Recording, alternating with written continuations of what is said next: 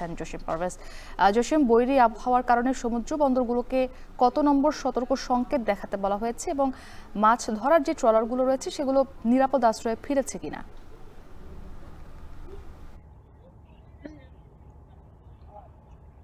মুক্তি, গতকালকে কিন্তু বঙ্গোপসাগরে, উত্তর বঙ্গোপসাগরে একটি লঘুচাপ সৃষ্টি হয়েছে। সে কারণেই কিন্তু সাগর উত্তাল হয়ে উঠেছে এবং একই সঙ্গে দমকা হাওয়া বয়ে যাচ্ছে।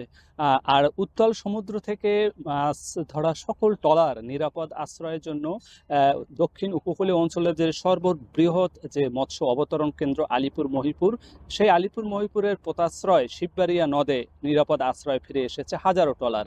একই সঙ্গে যে উপকূলীয় অঞ্চলের যে রাঙাবালি, পাত্রঘাটা সহ আশপাশের যে সকল আশ্রয় কেন্দ্র রয়েছে সেখানেও কিন্তু তারা আশ্রয় রয়েছে, এমনটি আমরা জানতে পেরেছি। আপনাকে আরো জানিয়ে রাখি, এই লঘুচাপের সঙ্গে আরো তা দিয়েছে এখন কিন্তু অমাবস্যার জো চলছে। সে কারণেই কিন্তু সকল নদ নদী এবং সাগরের পানি ফুসে উঠেছে। আর সে কারণেই কিন্তু স্বাভাবিক জোয়ারের চেয়ে 2 থেকে 3 ফুট পানি বৃদ্ধি পেয়েছে নদ নদী এবং সমুদ্রের। সাগর উত্তাল এখনো রয়েছে, এখনো আবহাওয়া পরিস্থিতি তেমন একটা ভালো নেই। দমকা হাওয়া বয়ে যাচ্ছে, মেঘ ছুটে চলছে ক্ষিপ্র গতিতে। একই সঙ্গে নদীর পানি বেড়েছে। আমি এখন দাঁড়িয়ে আছি পটুয়াখালীর কলাপাড়া উপজেলার সোনাতলা নদের তীরে। এখানে আপনি দেখতেই পাচ্ছেন আমার পিছনে কিন্তু কয়েকটি বসত বাড়ি, সেটি নদীর তীরে হলেও কিন্তু উঁচু স্থানে ছিল। সেই বাড়ির আঙিনা পর্যন্ত কিন্তু নদীর পানির জোয়ারের পানি উঠে গেছে। এখন যে এই নদ নদী এবং সমুদ্রের যে ক্ষিপ্র গতি স্রোতের, সে কারণেই কিন্তু জেলেদের মাছ ধরা বন্ধ রয়েছে, তারা নিরাপদ আশ্রয়ে রয়েছে, এমনটি নিশ্চিত করেছে এখানকার ব্যবসায়ী, ট্রলার মালিক এবং জেলেরা।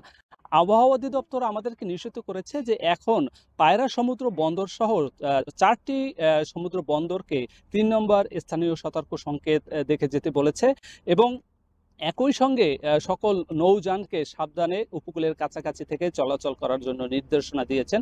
এবং এখনো আবহাওয়া অধিদপ্তর আরও জানিয়েছে যে উপকূলীয় অঞ্চলে দমকা হাওয়া এবং ঝড়ো হাওয়া বয়ে যেতে পারে এবং মাঝারি এবং গুড়ি বৃষ্টিপাতের সম্ভাবনার কথাও আবহাওয়া অধিদপ্তর নিশ্চিত করেছে।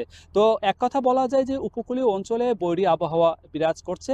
আর এখানকার জেলেদের সঙ্গে আমরা কথা বলেছি, তারা আমাদেরকে নিশ্চিত করেছে যে এই আবহাওয়া খারাপ পরিস্থিতি, সাগর উত্তাল আরও এ মাস জুড়েই থাকতে পারে বলে এমন শঙ্কার কথা জানিয়েছে।